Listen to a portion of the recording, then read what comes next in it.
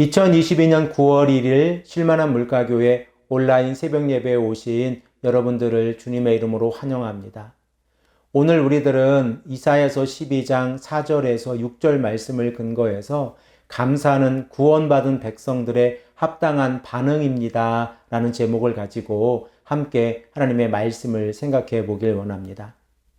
하나님의 심판 앞에서 구원의 감사를 드릴 수 있는 삶을 살아갔다고 하면 이러한 삶은 하나님을 진실되게 의지하는 삶의 결과라고 하는 사실을 우리는 알고 있습니다. 이사야서 12장 1절 말씀과 4절 말씀의 시작을 보면 그날에 라고 시작을 하고 있는데 우리들은 이사야서 1장에서 11장까지의 이 말씀을 통하여 그날은 하나님의 심판의 날이기도 하면서 하나님의 구원의 날이라고 하는 사실을 깨닫고 있습니다. 특별히 이사야서 2장 11절에서 시작되어지는 심판의 날로서의 그날을 생각을 해보면 하나님께서 교만한 자들을 낮추시는 날이고 우상 숭배하는 자들이 심판을 받는 날이고 죄악 가운데 있는 자들이 수치를 당하면서 하나님 앞에서 벌을 받는 날이 바로 그날입니다. 그러나 그날에 메시아의 통치가 일어나기 시작을 하면 남은 자들, 곧 하나님의 정의와 공의를 지키면서 여호와 하나님을 신뢰하는 자들에게는 구원의 날이 된다고 하는 사실을 우리는 알고 있습니다. 그래서 이사야 선지자는 11장 10절 말씀에서 이렇게 우리에게 말씀하고 있습니다. 우리 다 함께 이 말씀을 읽겠습니다. 그날에 이새의 뿌리에서 한 싹이 나서 만민의 기치로 설 것이요 열방이 그에게로 돌아오리니 그가 거한 곳이 영화로우리라. 그날에 메시아의 통치가 이루어졌을 때에 모든 사람들이 하나님께서 세워놓으신 이 기치를 바라보고 여호와 하나님께 돌아오리라 라고 말씀을 하고 있습니다. 마치 이스라엘 백성들을 애굽에서 출애굽시키시면서 하나님께서 홍해를 가르시는 이러한 방법으로 하나님께서는 아수르에 남아있는 남은 자들을 유프라테스 강의 바닥을 드러내서 인도해 내시겠다라고 약속을 하고 계십니다. 그러므로 그날에 하나님의 구원을 경험한 자들이 하나님 앞에서 감사하는 것은 너무나도 당연한 이치입니다. 우리 다 함께 오늘 본문 말씀 4절을 통하여 이사야 선지자가 공동체에게 어떠한 감사를 요구하고 있는지를 생각해 보겠습니다. 함께 4절 말씀을 읽겠습니다. 그날에 너희가 또 말하기를 여호와께 감사하라. 그의 이름을 부르며 그의 행하심을 만국 중에 선포하며 그의 이름이 높다 하라. 우리들은 이사야서 12장 1절 말씀의 그날에 등장하고 있는 이 신앙 고백 가운데에서 감사의 주체가 1인칭 단수로서 이사야 선지자라는 것을 알고 있는데 12장 4절의 말씀을 보면 그날에 너희가 라고 표현을 하면서 2인칭 복수로 바뀌고 있다는 사실을 깨닫게 되어집니다. 그러면 이 그날에 너희가 라고 이사야 선지자가 언급하고 있는 이 너희들은 누구입니까? 바로 남은 자들, 하나님의 구원을 경험한 자들에게 이사야 선지자가 명령을 하고 있는 내용이 4절의 내용입니다.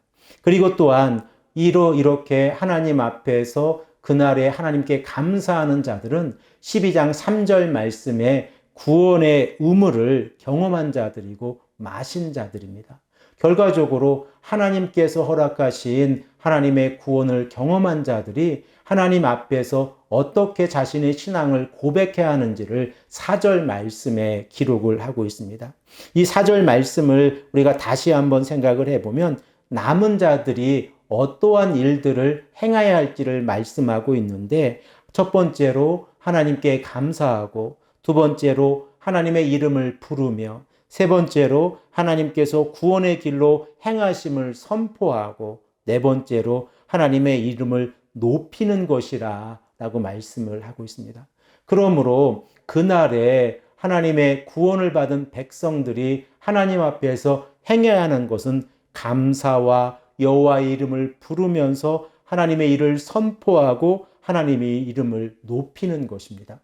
이러한 모습이 구약 성경에서도 여러 번 등장을 하고 있는데, 특별히 역대상 16장의 말씀을 보면 다윗이 언약궤를 예루살렘으로 옮기고 나서 하나님 앞에서 찬양하고 감사하고 있는 내용이 기록되어져 있습니다.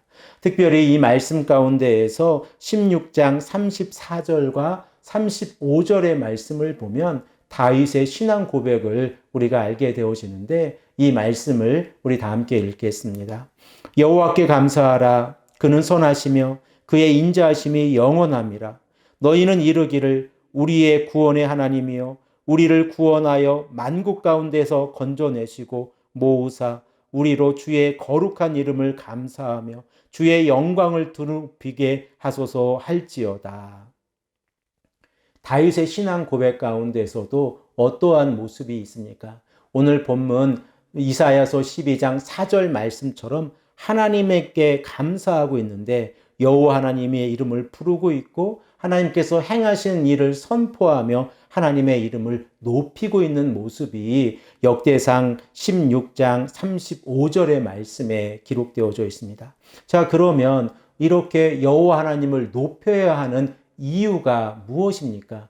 본문 5절 말씀을 보면 그 내용을 기록을 하고 있는데 우리 다 함께 이 말씀을 읽겠습니다. 여호와를 찬송할 것은 극히 아름다운 일을 하셨음이니 이를 온 땅에 알게 할지어다. 이사야 선지자는 여호와를 찬송해야 하는 이유를 하나님께서 행하신 아름다운 일이라고 고백을 하고 있습니다. 그리고 이 아름다운 일을 만 백성들에게 알려라 라고 권면을 하고 있습니다. 그러면 이사야 선지자가 언급하고 있는 아름다운 일이란 무엇입니까? 바로 이사야서 12장 2절에서 말씀하고 있는 하나님께서 베풀어 주신 구원의 역사입니다. 우리가 하나님의 구원을 받았다고 하면 우리들의 삶 가운데에서도 하나님께 영광을 돌리는 삶을 살아가야 하는데, 하나님께서 아름다운 일, 곧 우리들의 영혼을 구원하심을 감사하고, 그리고 이 구원하심을 모든 사람들에게 선포하고 알리는 삶의 역할을 하는 것이 바로 성도의 삶이라고 하는 것을 깨닫게 되어집니다. 그래서 이사야 선지자는 12장 6절 말씀에 이렇게 자신의 신앙을 고백하고 있습니다. 우리 다 함께 본문 6절 말씀을 읽겠습니다. 시온의 주민들아 소리 높여 부르라. 이스라엘의 거룩하신 이가 너희 중에 크심이라 할 것임이라. 시온의 백성들이 자신의 소리를 높이 불러야 하는 그 이유가 무엇입니까? 하나님의 크심, 하나님의 위대하심을 찬양하라 라고 이사야 선지자는 언급을 하고 있습니다. 사랑하는 성도 여러분, 우리들의 삶 가운데에서 여호와께 감사하고 있다고 하면 하나님께서 우리들의 삶 가운데서 베풀어 주신 아름다운 일, 곧 구원에 감사하는 것이 성도의 마땅한 본분이라는 것을 오늘 본문 말씀을 통하여 깨닫게 되었습니다. 오늘도 이 아침에 하나님 앞에서 간절히 기도하며 나아갈 때에 하나님께서 우리를 구원해 주심에 감사하고 여호와 하나님을 찬양하는 귀하고 복된 하루가 되시기를 간절히 축복합니다. 함께 기도드리겠습니다. 아버지 하나님 감사합니다. 오늘도 우리에게 감사를 허락하여 주셔서 하나님께서 우리에게 베풀어 주신 아름다운 일, 곧 구원에 감사하게 하시니 감사합니다. 이 감사함을 우리가 깨닫고 오늘도 하나님 앞에 감사하는 삶을 살아갈 수 있도록 인도하여 주시옵소서. 감사드리오며 사랑이 많으신 예수 그리스도의 이름으로 간절히 기도합니다. 아멘.